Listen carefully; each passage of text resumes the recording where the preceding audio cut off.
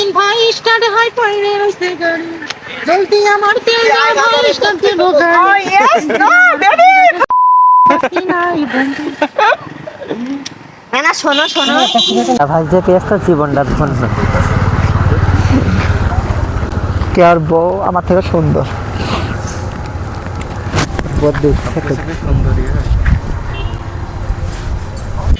আমার কাছে আছে রে ভাই মানুষ মারা কল সেই কালেতে পড়লে মোরা গায়ে থাকে না বল ওরে হক যত বীর পালুয়ান হক যত বীর পালুয়ান কাবু হয়ে যায় রে মলম লাগাইলো আমার ফাটায় ডাক্তার বেটায় মলম লাগাইলো আমার ফাটায় এটা দুধ দেয়া লাগে দুধ না হলে কান দেবে বেরো একটু দা দুধ চলো আগে আমি লুটাই নে দেখ পোদালি দেখা দাও ওগা আপনি দুধ খাওয়া না কেক খাওয়া কেক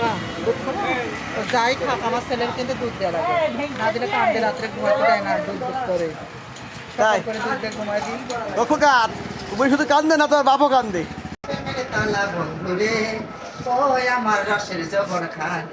তোমার ছাড়া কাউকে দিব না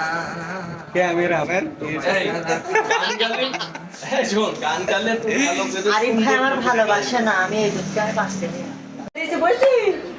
1000 টাকা জায়গা 500 টাকা করে নেবো আয়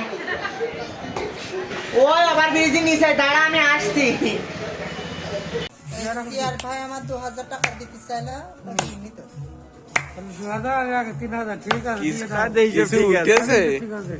কিছু উঠেছে আমার উঠেছে এখন কোনো স্টার্টে বাদে পয়রায় আছে গাড়ি স্বামী গেল বিদেশেতে পায় না তাহারে মনের ভিতর দুঃখ আছে জমা কত রে বন্ধু 3 দিন ভ্যানালায় আমায় বসে না বন্ধু 3 দিন ভ্যানালায় ভালো চাকরিওয়ালা বিদেশের দরকার নেই আমার ভাত আর না হয় না হোক সংসার না করতে পারি তো ভাত আর এর ভাত সারা জীবনে হাড়ি ঘুরতে হবে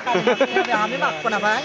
কথা শুনলাই লাগো সাহেব লাজেতে যাই মোরে স্বামী রবে মোরে রইবে আপনার স্মৃতি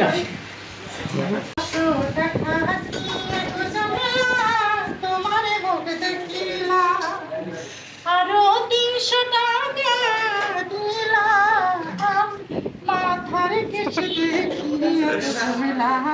মাথার কেশ দেখিয়া তুরা বাতাস কর কলস কি মাথায় পানি ঢাল তোরা যা করার তাহা কইরা গেছে আমার বন্ধু মনসুরা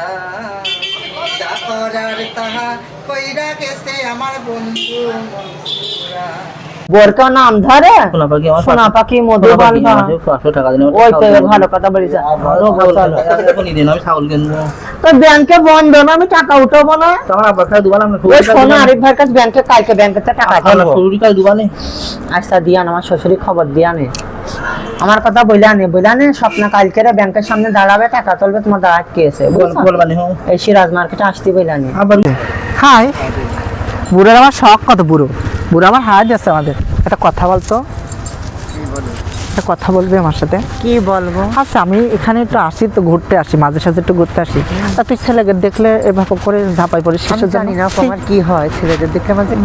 বলতে পারি না আর তুই দেখলি আমার সার্কেলে মানে মাজা কান লাগিস আর যা ব্যাপার শোনা কি করে কব যে আমার মাজার ব্যথা কি করে হয়েছে মানুষ তো ভাববে যে কোনো একটা কাজ আমি তো পড়ে গেছি তা আবার সার্কেল চালাতে যে মাজার ব্যথা তাহলে ওইভাবে হইলো